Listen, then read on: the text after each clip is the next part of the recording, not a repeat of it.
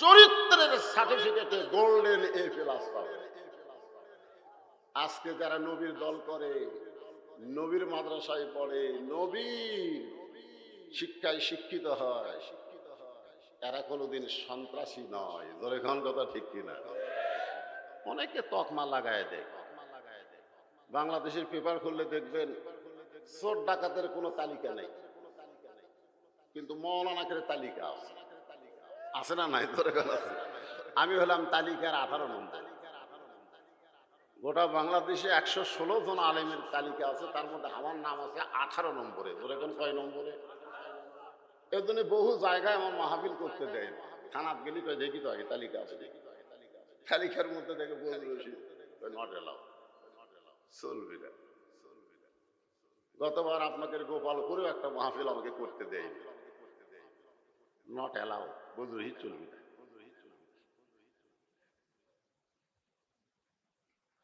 যাই হোক, আলহামদুলিল্লাহ, যে কথাটা বলতেছি, ফেরেশতা জিবরাইলকে আল্লাহ রাসূল বলবেন যে আসসালামু আলাইকা।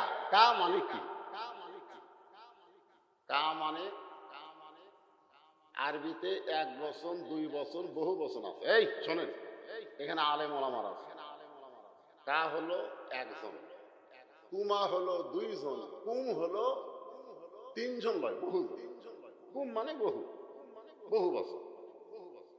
তো তুমি জিবরাইল শুধু আমাকে লক্ষ্য করে সালাম দাও, আমার গুনাহগার উম্মতকে বাদ দাও কেন? যাদের সামনে আমি দাঁড়ায় আছি তাদেরকে বাদ দিয়ে আমাকে সালাম দাও কেন? ফেরেশতা জিবরাইল বলে, হুজুর, এরকম সালাম দিয়ে কোনো লাভ নেই।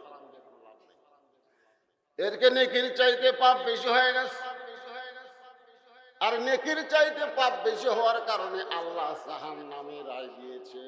এখন এদের সালাম দিয়ে কোনো লাভ নাই। নবী চোখের পানি বের করে বলবে, রে জিবরাইল, তুমি সালামে আমার উম্মতকে বাদ দিবার পারো, তোমার আল্লাহ নেকি আর পাপ ওজন করার সময় আমাকে বাদ দিবার পারে, কিন্তু আমি আল্লাহর নবী আমার উম্মতকে কোনো সময়ে বাদ দিবার পারি না। তুমি জিবরাইল সালাম দেওয়ার সময় আমার গুনাহগার উম্মতকে বাদ দিবার পারো, তোমার আল্লাহ নেকি আর পাপ ওজন করার সময় আমি নবীকে বাদ দিবার পারি। মানে আমি নবী ছাড়াই নেকি আর পাপ ওজন করছি, আমি কি? জিবরাইল কয়, হুজুর, তাহলে আপনি কি করেন? রাসূল বলবেন, আমি আমার সমস্ত গুনাহগার উম্মতের জন্য আল্লাহর দরবারে আপিল করলাম, পুনরায় বিচার হবে, এই বিচারে হবে। ফেরেশতা জিবরাইল থরথর করে কাঁপা শুরু করবে, আল্লাহর আপিল আছে? আল্লাহ বললেন, জিবরাইল, আমি আমার দোস্ত নবীর আপিলকে গ্রহণ করলাম। নেকির পাল্লার কাছে আবার নিয়ে যাওয়া হবে, নেকি আর পাপ ওজন করে নেকির চাইতে পাপ বেশি। আল্লাহ বলবেন, হাবিব, দেখেন তো আমি কি বিচার ভুল করেছি। নবী তখন পকেটের ভিতর থেকে কি যেন বের করে নেকির পাল্লাই দিবেন, সঙ্গে সঙ্গে নেকির পাল্লার ওজন বেড়ে যাবে। আল্লাহ বলবেন, হাবিব, আপনি কি দিলেন? নবী বলবেন, আল্লাহ, আপনি তো ইবাদতের নেকি দিয়ে ওজন করছেন, কিন্তু দরুদের খবর কি?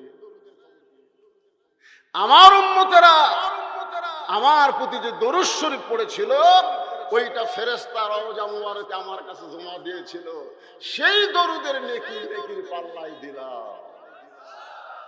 এই জন্য দরুদ পড়ার সময় কোনো অলসতা করা যাবে না। যখনই নবীর নাম শুনবো, জবান করে বলবো সাল্লাল্লাহু আলাইহি ওয়াসাল্লাম। খন্দকার আনসার আলী, আপনি আনসার, মাশাআল্লাহ। তো উনি তো মাছ দিকে ঢলটা দেখি ঢপ দেখি। এক সময় আমরা মাস্ক পরতাম, রাস্তাঘাটে চলতে গিয়ে ধুলে জন্য মাস্ক পরা লাগবে। জোরে কোন ঠিক কিনা? এটা খালি করোনার জন্য না, সবসময় রাস্তাঘাটের যে অবস্থা, এই নাকে মুখে যেন ময়লা না যায়, তাদের টানের ব্যারাম আছে, হাঁপানির ব্যারাম আছে, ওরা সবসময় মাস্ক পরা ভালো। কিন্তু সব জায়গায় পড়া যাবে না, সব জায়গায় পড়া যাবে না, কারণ এইটা হলো বেহেশতের টুকরা।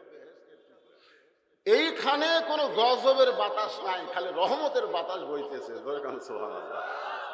যতক্ষণ কোরআন হাদিসের আলোচনা হবে ততক্ষণ এই জায়গার নাম কি? রিয়াজুল জান্নাহ, বেহেশতের টুকরা।